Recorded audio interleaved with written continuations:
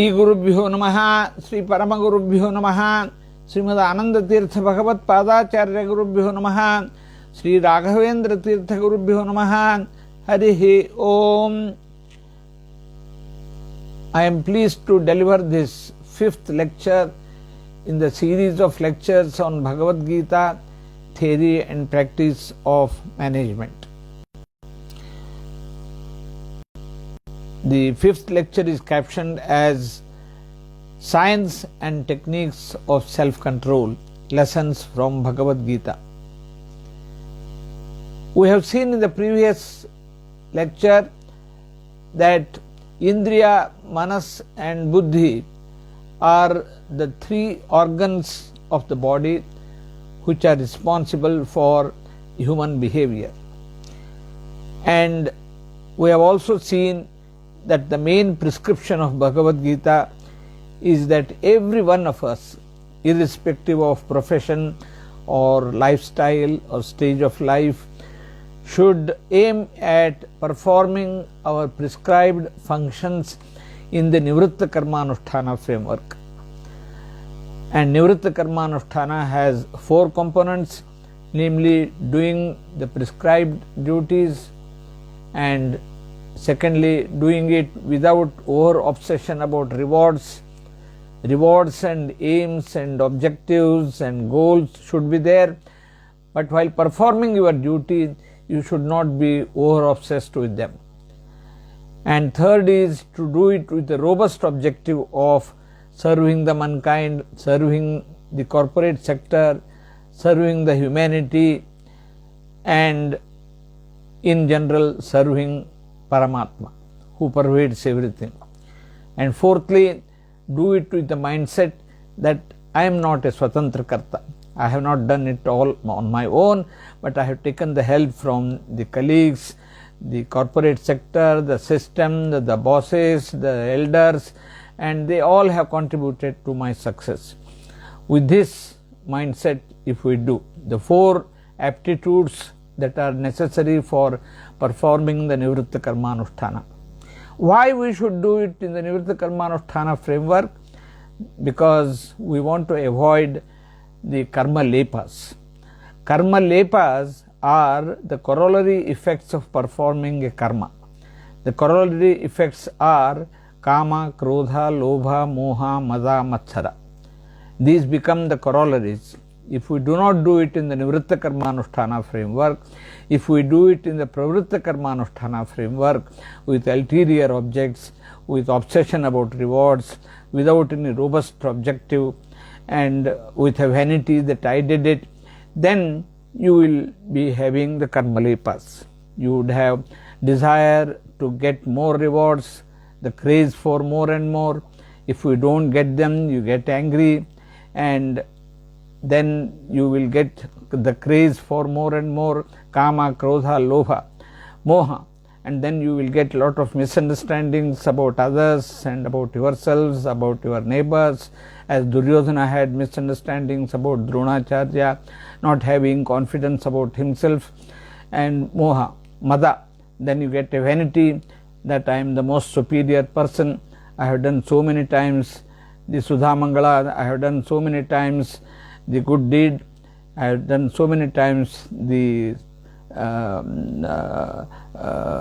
Mangala of so many vratas I have conducted. So you get mada, and then matsara. Then you will also get the envy and jealousy and other negative effects. So all these negative fallouts are called as karma lepas.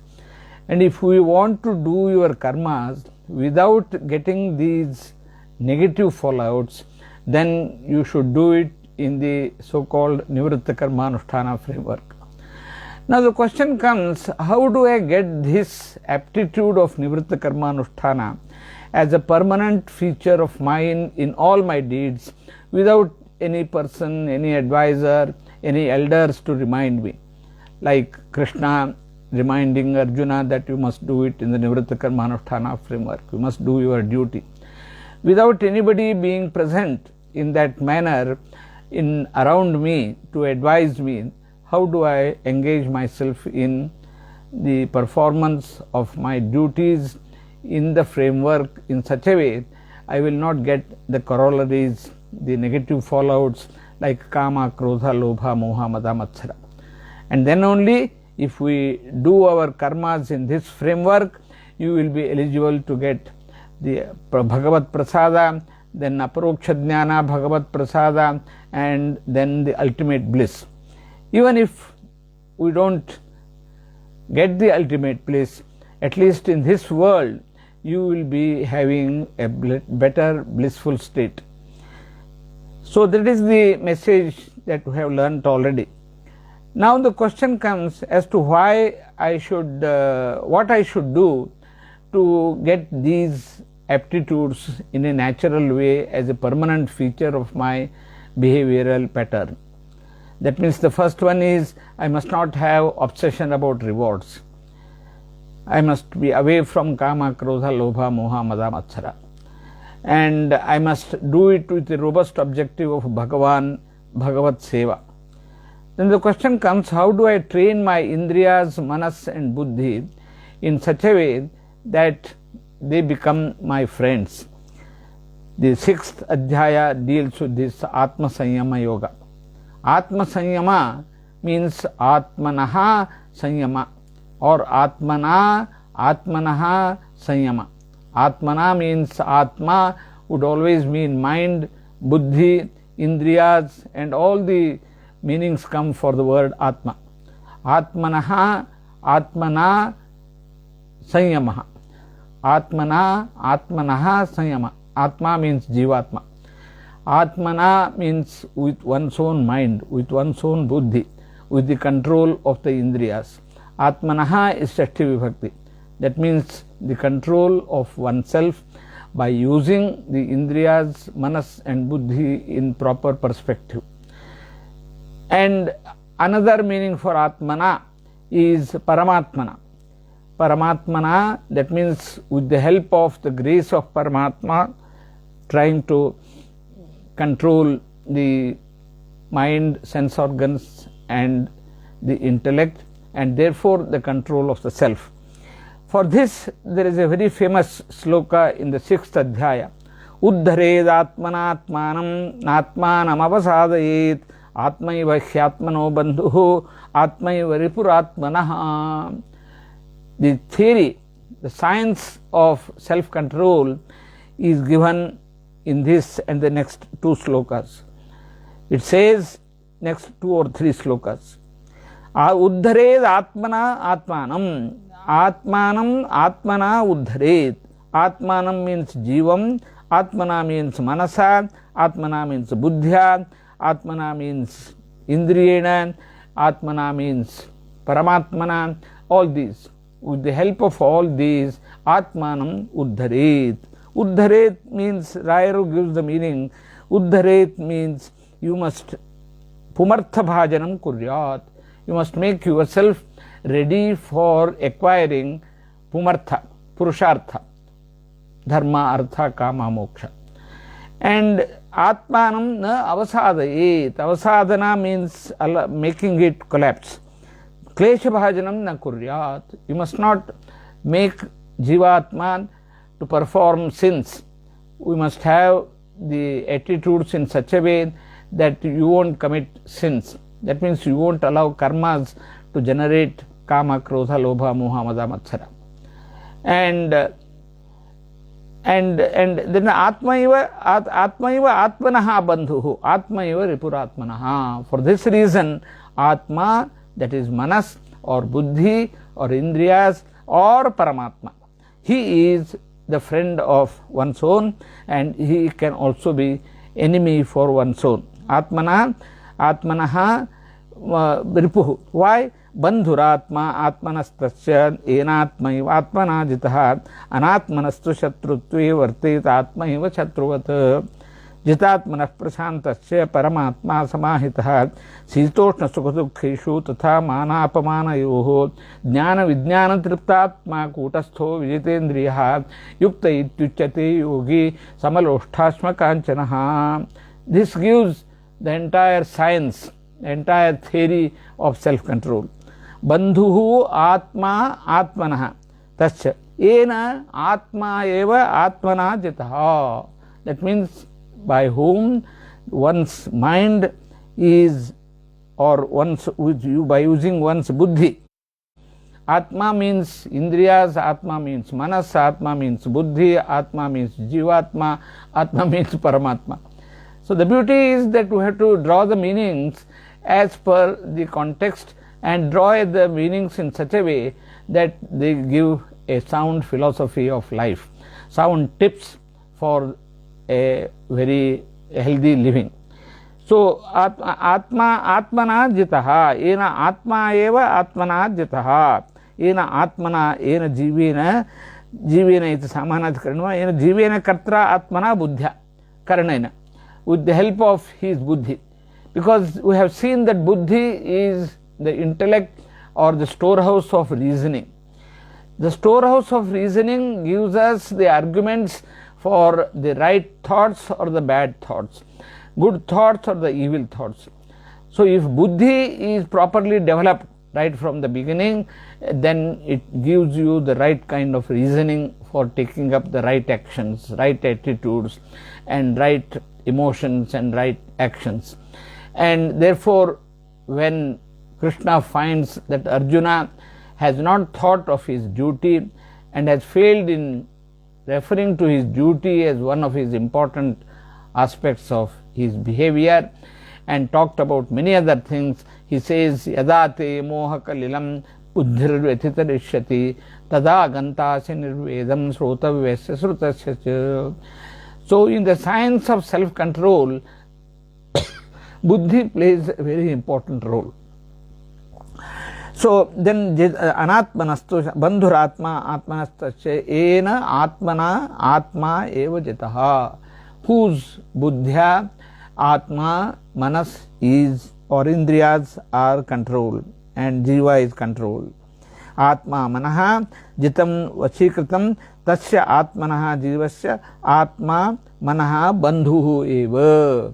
Bandhuhu, that means upakaraya eva Bhagavadgyanopayogi. It becomes for his help. Bandhu is the one who helps in occasions of difficulty. And then jitatmanah prashantasya paramatma samahitaha, one who has his control of the mind, he becomes cool, composed, prashanta. Then paramatma samahitaha, in whose mind paramatma becomes the most important entity. So he would focus on paramatma and do dhyana. Sitoshna, then how should he be? Already stated in the second adhyaya that he should be sthita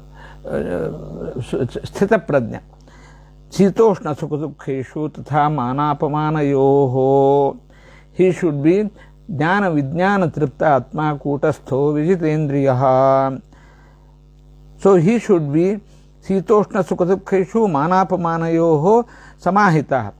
He should be properly balanced in occasions of Sita and Ushna Anubhava, or mana and apamana time. He should not get elated or depressed, and such a person would be having his paramatma is always there in his mind.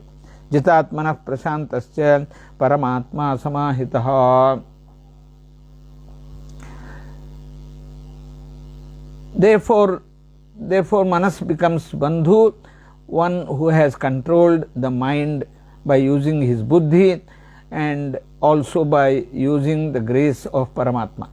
Vasikrita manaskasya bhaktya vasikrita bhagavat swarupasya shantihi prashantihi bhavati swataha eva manasaha vishayeshu apravrittihi bhavati.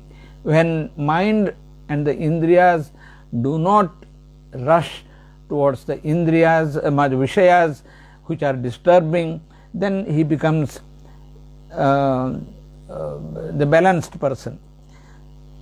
Tatha mana apamanayoho, sitoshna sukhadukheshu tatha mana apamanayoho. And one who remains balanced in both the occasions. Further, jnana vijnana triptatman kutastho vijitendriyaha yukta ityuchyate yogi samaloshthashma kanchanaha. No, then I get acquire knowledge and then becomes balanced. No. Jnana Vijnana Triptatma. Jnana is the normal jnana of the world, the physics, chemistry and biology, botany. All these jnanas, they are the jnana of the world. Then jnana. Vijnana is the special avantara jnana. Vishnoho utkarsha jnanam jnanam tad avantara mahatmya jnanam vijnanam. To say that the liquid form of the water has got the liquid form is jnana. But to say that this liquid jnana, liquidness in rasa is given by Paramatma. Rasa. Rasoham apsu kaunteya prabhasmi shashi suryayoho. The inside essences are given by Paramatma. Vijnana. Vijnana is avantara mahatmya jnana, deeper. We call Vijnana in the modern world to science, which gives us a little deeper knowledge about the objects. To know that the cell phone is useful in communication, to know how to press the buttons, how to do the memory, how to do the WhatsApp, how to do the messages, and all this is ordinary jnana for the cell phone. But Vijnana is how the circuits are made, how the internal cell SIM card works, and how the SIM card is designed. All this is Vijnana in the modern science sense. But Vijnana in the Adhyatmika sense, philosophical sense, is much deeper. V is Paramatma. Vipakshi Paramatmanoho. Vijnana. That means these inner capabilities are also there to the objects, to the physical objects, because Paramatma has provided them to them. Who has provided the wind to blow and bring Sita, Ushna, etc.? That is because of the Paramatma. Even in the Upanishad it's come that the Vata blows because of the fear of the god, and so on and so forth. So it is He, capital H-E, who makes them behave in the manner in which they do, because He gives them the capability. So Prabhasmi Shachi Suryayoho, that there is sharp prakasha in Shachi and Surya is jnana. But the one who has given these properties to the Shachi and Surya is Paramatma. That is Vijnana in the Adhyatmika sense. In the modern science sense, how the heat or prakasha comes in those objects is the modern physics science or astronomy and so on. So there is a further layer of jnana available in the Adhyatmic literature, Adhyatmic interpretation. Jnana Vijnana Triptatma. Jnana Vijnana Triptatma. Vishnoho Utkarsha Jnanam Jnanam Ityuchate. Tadavantara Mahatmya Vishesha Jnanam Vijnanam Ityuchate. So, or Paroksha Aparoksha Jnana. Jnana is the Paroksha Jnana and Vijnana is Aparoksha Jnana. Paroksha Jnana means understanding objects as they are. We see a pot in front of us, understanding it as a pot is Paroksha Jnana. And Aparoksha Jnana is understanding an object which is not in front of you as if it is in front of you. That means Aparoksha Jnana of Paramatma means Paramatma actually is not in front of you. He is all throughout the world, occupying every place. But when you conceive Him in front of you, as if He is standing in front of you, that becomes Aparoksha Jnana. Paroksham Aparokshavat bhavati iti Aparoksha Jnanam. Aparokshi Krita Srishaha. Rayaru was having the Srisha, Lakshmipati, as a person standing in front of him whenever he desired. Aparokshi Krita. So the one which is Paroksha, Akshanam Param Paroksha, which is beyond the eyes, and then making it appear in front of you is aparoksha jnana. Paroksha jnana, aparoksha jnana.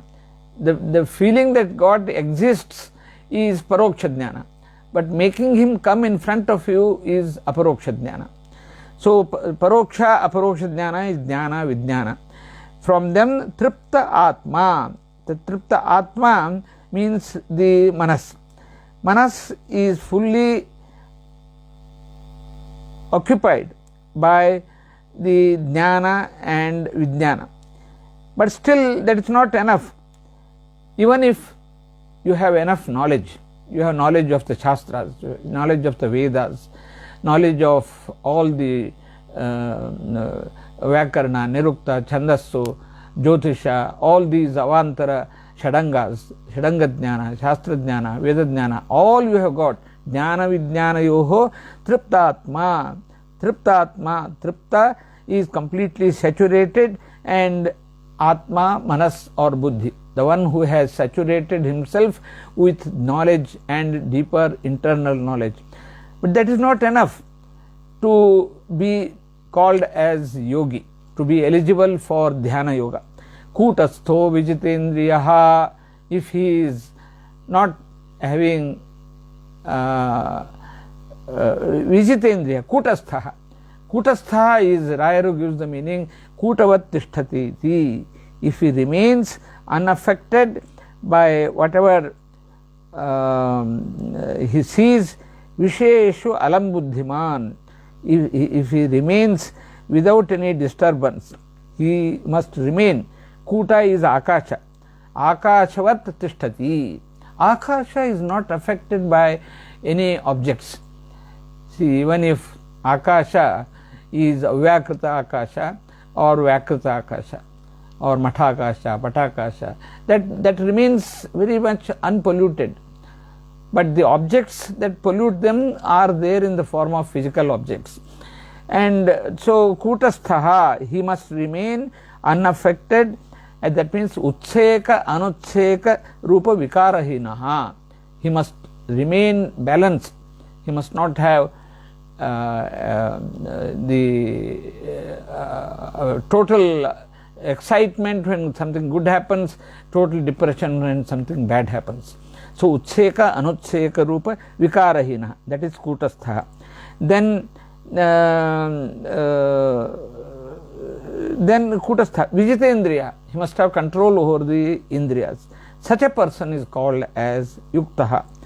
Visheshu alam buddhiman vijitendriyascha yataha ataha kutasthaha samalosthashmakashchanaha. He would have a loaf of earth and a piece of stone and a piece of gold. All these are equal to him. He is not having any attachment to gold or detachment, disinterest because it is a piece of land, piece of loaf of mud. Samalosthashmakanchanaha. Samalosthashmakanchanaha, then yogi.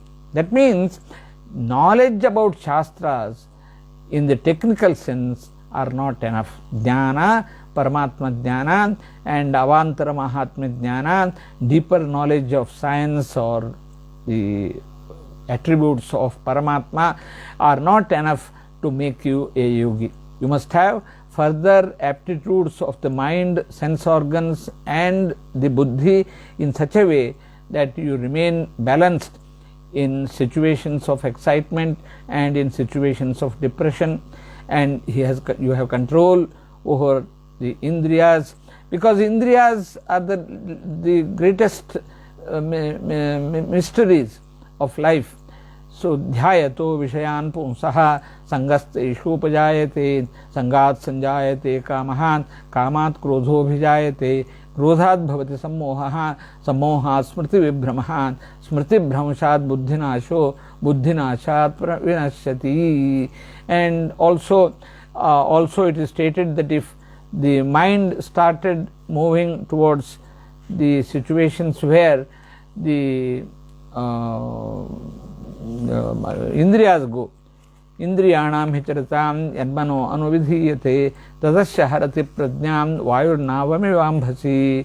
A beautiful statements of the interaction of the mind, intellect and indriyas. And so mere knowledge, physical knowledge of the Vedas and the Shastras are not enough.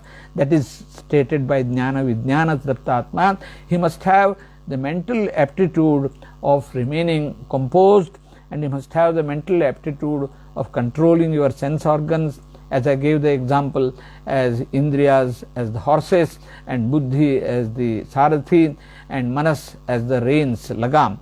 And once you have this, and once you have the aptitude of keeping the mud and the stone and the gold to be of equal importance to him, you don't have any attractions of gold, and such a situation he is called as yogi. Yogi, yogam kurvan yuktaha, yoga sampurnaha. And then further he must have samabuddhi. Beautiful statement of saying how you should be composed. Suhran mitra arjudasina madhyastha dvesha bandhushu sadhushvapi cha papeshu samabuddhir visishyati. He must have equal mindset, equal approach to the suhrat, the friend.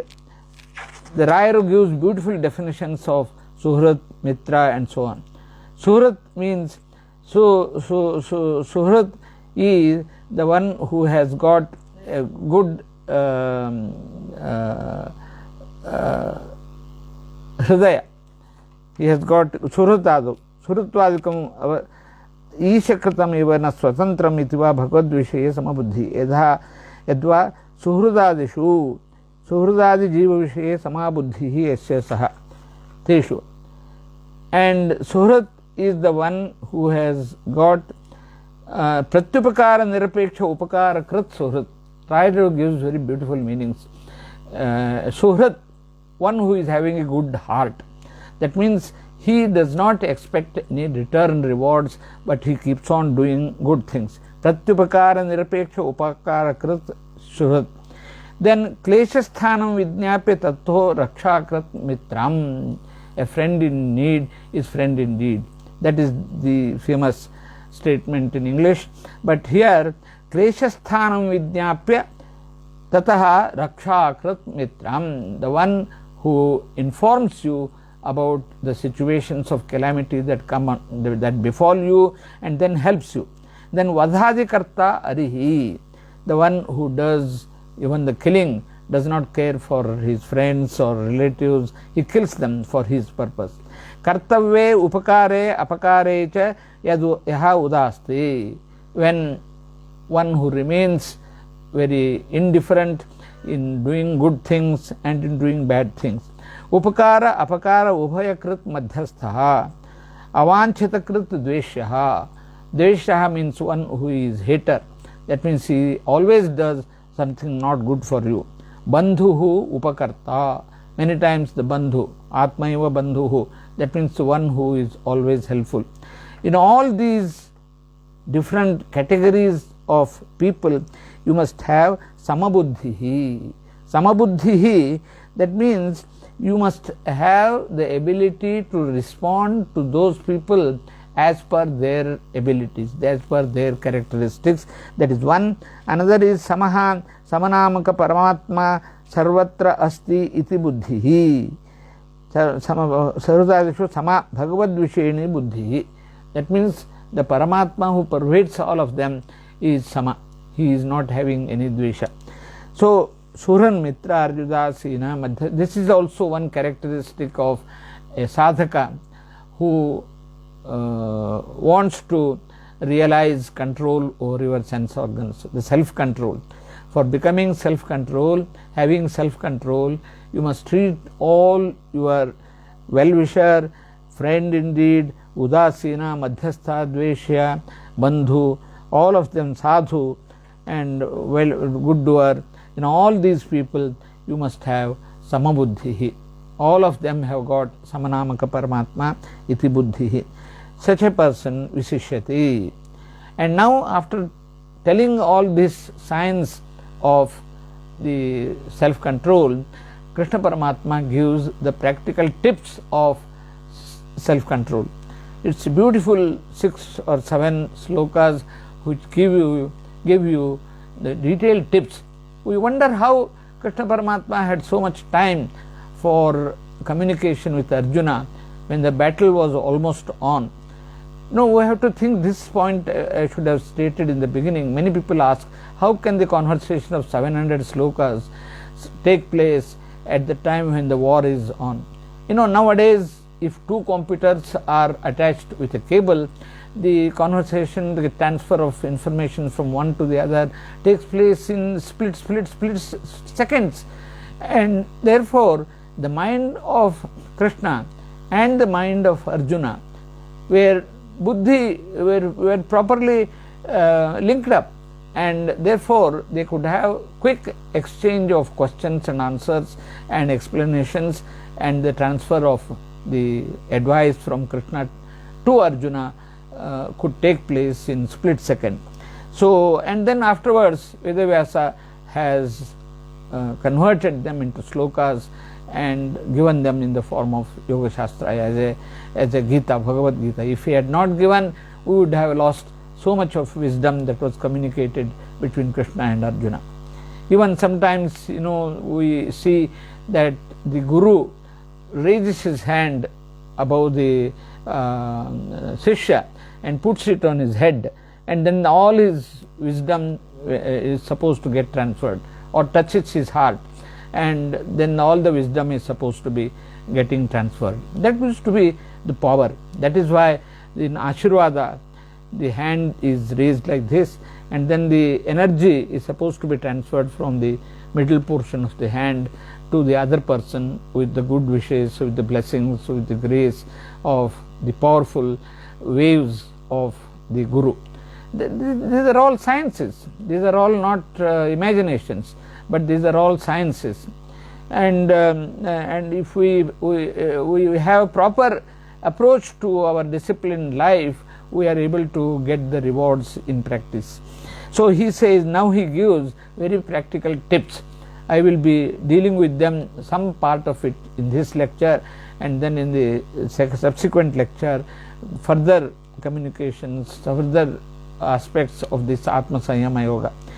First of all, yogi yunjita satatam atmanam rahasi sthitaha ekaki yata chittatma nirashira parigraha.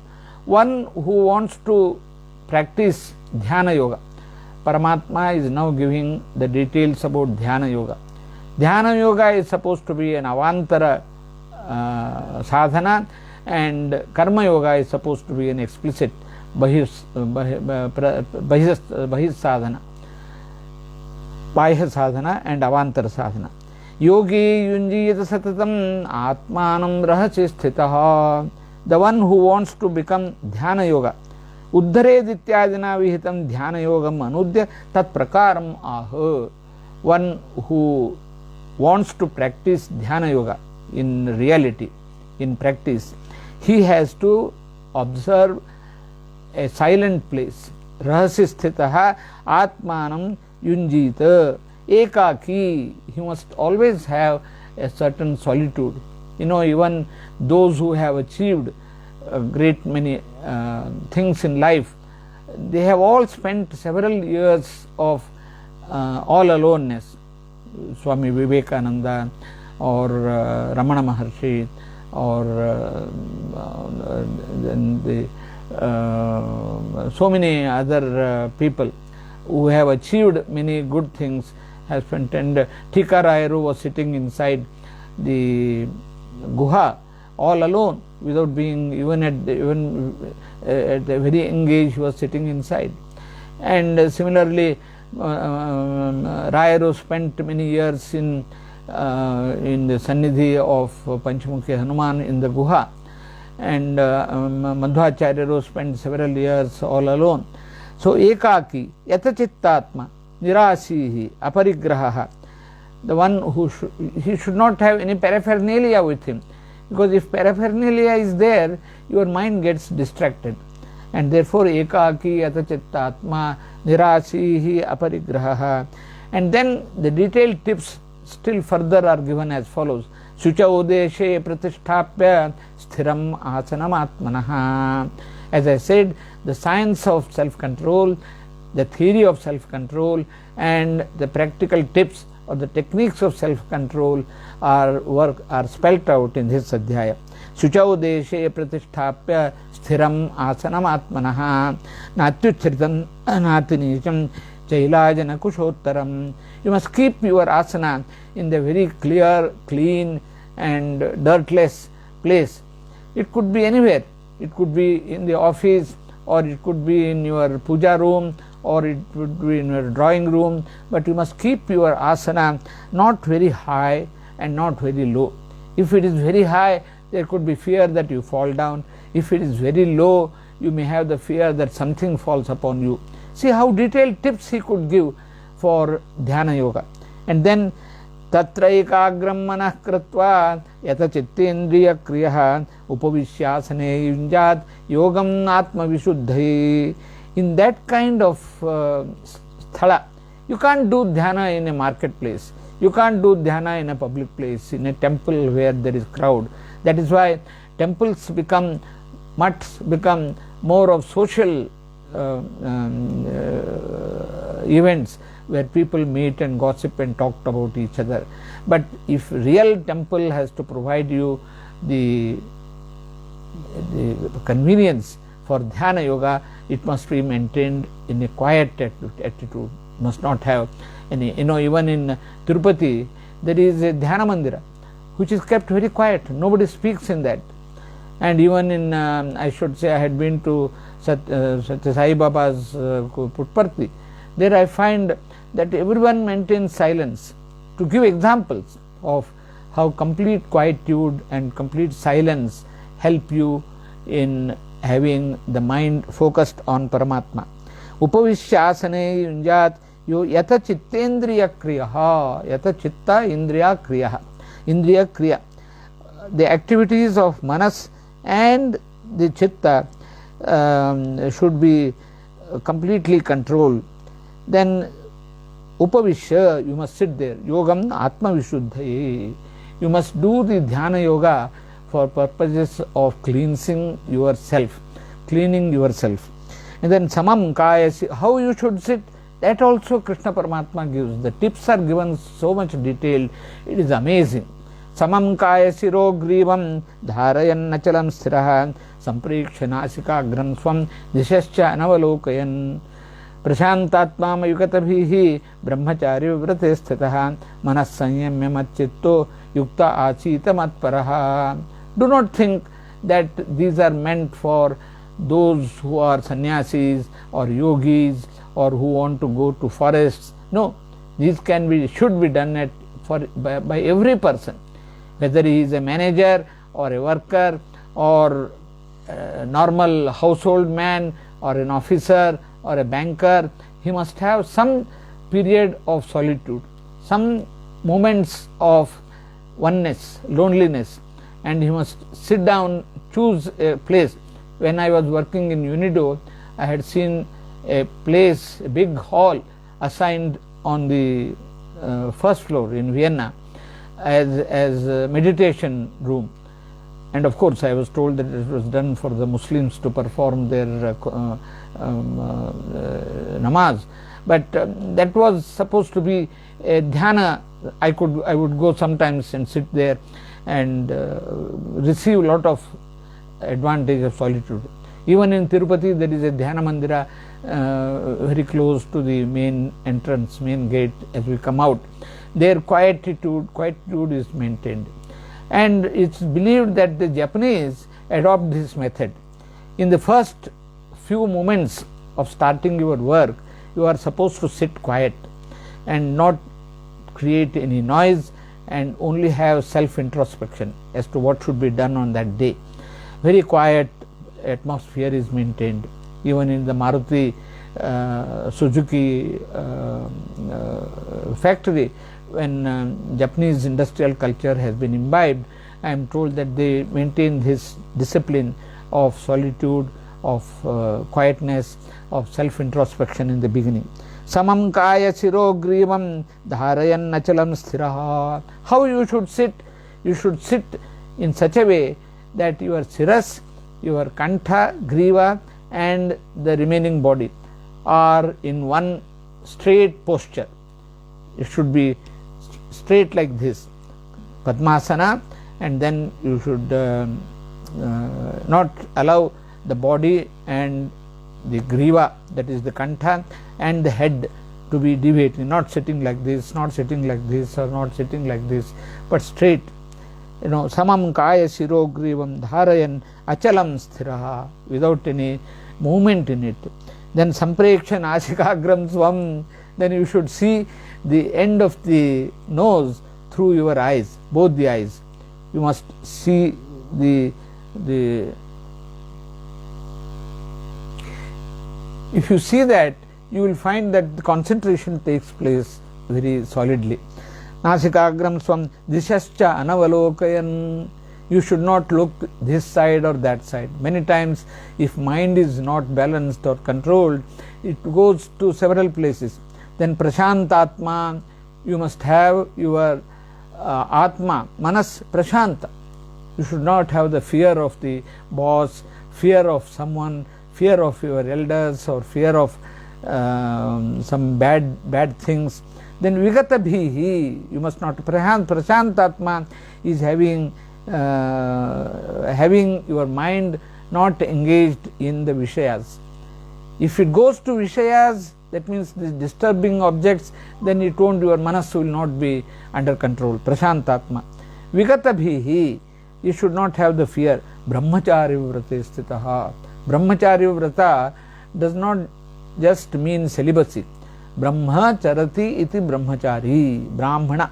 Brahma anati anapanagatou. The one who has his mind, buddhi and indriyas fully focused on Paramatma. Brahmachari. Brahma is sarvaguna paripurna. Brahanto hi asmin gunaha iti brahma. Brahmacharya vrate sthitaha. That means he must be having the mind focused on Paramatma, who is an icon of perfection. Manas sanyamya matchitto. Now see the confidence and the courage of Paramatma. He says you control your mind and you keep your chitta. Chitta is the antahkarana, inside, completely under him. Matchittaha, mayi chittam yasya saha. Yukta achita matparaha. You must follow. Matparaha, Rayaru gives that ahameva paraha, sarvottamaha. That means Paramatma says, think that Paramatma is sarvottama. There is nobody else above him. Vishnu sarvottamatva. Here in the Vaishnavas we say Vishnu sarvottamatva, Shaivas could say Shiva sarvottamatva, and so on. So the one who is perfect, matparaha aham paraha yasya saha. So like that, if you stay, you become yuktaha, you become dhyana yogi.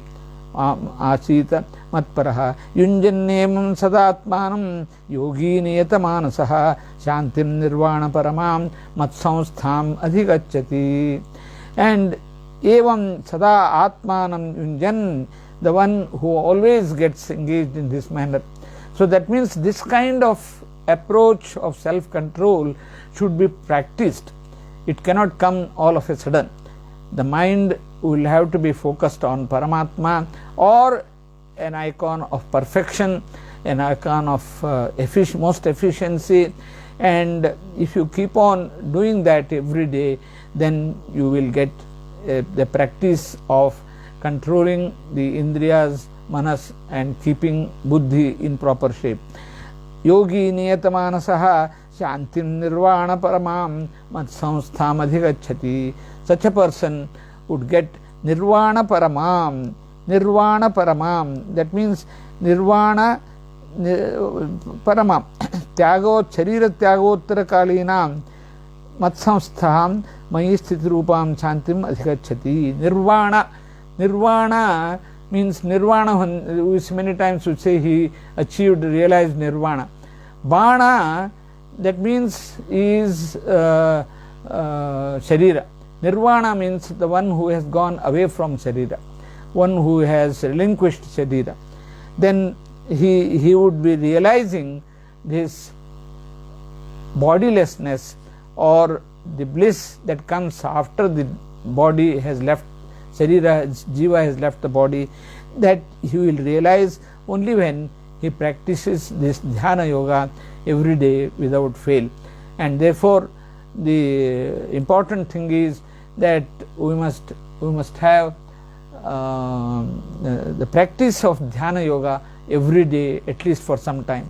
Then we get into the habit of controlling the sense organs and the mind, and allowing buddhi to give the proper reasoning to sift the right from the wrong, the good from the evil, and then do right things at the right time.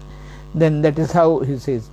Then after giving all these tips for performing the Dhyana Yoga, the very important tips: you must keep your place very clean, Shuchau Deshe Pratisthapya, and then your seat should be very firm, not wavering, and not very above and not very below. And then you must control your manas, make it focused on one object, and then your antahkarana and indriyas should be kept completely under your control. Then you must sit in that with your body, kantha and shiras in the straight line. See, he gives the yogasana. The Patanjali Yoga Shastra says, Yoga chitta vritti nirodhaha. Dhyana Yoga itself is stated by Patanjali Yoga. Chitta vritti nirodhaha. Controlling the movement of the mind, the movement of the antahkarana. Chitta vritti nirodhaha. Upavishya asane yunjat yogam atma vishuddhaye samam kaya siro grivam dharayannachalam sthiraha samprekshanasikagram swam dishaschana anavalokayan. You should not look at the directions. You should keep your eyes set on the tip of the nose so that you get concentration. There is no movement of the eyes to see something different. And then and you must have your mind completely composed without any tumultuous thoughts in the mind, and then not having the fear, then always having the mind on Brahma, Parabrahma. And then once he does like this, he becomes yogi, Dhyana yogi. And to be eligible to Dhyana yogi, you must have the clear conviction that Paramatma is responsible for keeping your activities. He is under the control of everything, and that the mind is the bandhu if it is controlled, and it's not the bandhu. It's not enough to have the shastra jnana, jnana vijnana triptatma, kutastho vijitendriya. You must have your composure, and you must have the control over the sense organs, and then samalosthasmakancanaha. You must not have the aptitude of preferring gold to a piece of mud or a piece of stone. All of them should be equally equanimous in your mindset. So this is very difficult, but by practice it comes. He says you do it. Later on, Krishna Paramatma says, Abhyasena tu kaunteya vairagyena cha grihyate. And then further he gives the tips. Natyas natastu yogosti nachayikanta manasnataha nachati swapna silasya jagrato naiva charjuna yukta ahara viharasya yukta cheshtasya karmasu yukta swapnavabodhasya yogo bhavati dukkhaha. When Arjuna raises the question as to what should be the practical tips for getting this aptitude permanently with us, Krishna Paramatma gives the basic principles of Ayurveda. Natyasnatastu yogosti. The one who eats too much, he will not have the Dhyana Yoga possible. Nachai ekantam manasnataha. The one who does not get into the aptitude of solitude, then he does not get. Then one anasnataha. The one ekantam anasnataha. That means one who does not experience ekanta. Nachati swapna silasya. You should not have too much of sleep or Jagrato naiva charjuna. You should not be awake, keep late hours sometimes, and you must have the early to sleep and early to rise is the way to be healthy, wealthy and wise, that kind of thing. That you must sleep. My father used to sleep at 9:30, whatever be happening outside, and get up at 4:30, and he would make us also get up at 4:30, and then 4:30 to 7:30 would be the study of the Sanskrit, study of the Shastras, and he would help us in the school and the college studies also. But the morning time, Ushakala time, is spent on Adhyatmic learning, and this he himself used to practice and used to make us also behave in that manner. That is why I still have the habit of getting up early and studying in the early hours of the morning. And if I get up a little late one of the days, he would say, why, what happened, you did not get sleep, why you got up at 5 o'clock today, then that is enough for us to realize the guilt. And he would not talk, he would not rebuke very sharply, because he himself would have got up at 4:30. Nowadays parents get up at 7 and keep on asking the sons and the daughters to get up early. Parents themselves sip a cup of tea on the bed itself and ask the children to take bath and do all the things. So there is a mismatch between what you do and what you preach. That should not happen. For effective counseling, effective advice, you must do. That is why Krishna Paramatma said earlier, Name parthasti kartavyam trishu lokeshu kinchana nanavaptam avaptavyam vartayevacha karmani. I don't have anything to realize or get in all the three worlds, but I still keep on doing my work. That is the quality of the leader. In the leadership quality issue, when we discuss that, we will have to give Krishna as the typical example, because he says, I keep on doing my work irrespective of whether I have something to achieve or something not to achieve. I don't have to achieve anything in all the three worlds, but still I keep on doing. That is the leadership quality of the management. So the many principles like this come here and there, and there is no end to, or rather one would not be able to deal with the subject of Bhagavad-Gita and management effectively without learning the sloka by sloka and without drawing the inferences wherever there are, it is necessary.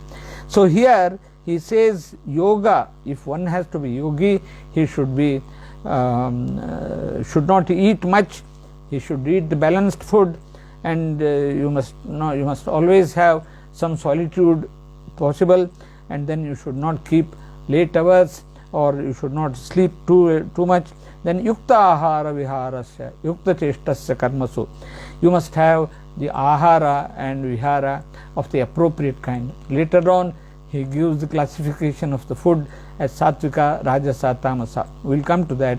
And satvika ahara and satvika vihara, satvika activity will have to be, then satvika manas, satvika karma, all these categorizations he gives later.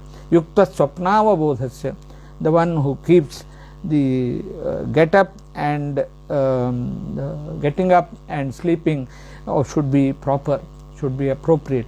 Then only yogo bhavati dukkhaha. For such a person, dhyana yoga would lead you to happiness and appropriate results. This is how dhyana yoga gets. And then Krishna Paramatma gives the example of a deepa. Yatha deepo nivatastho ningate sopamasmrita yogino etachittasya yunjato yogamatmanaha.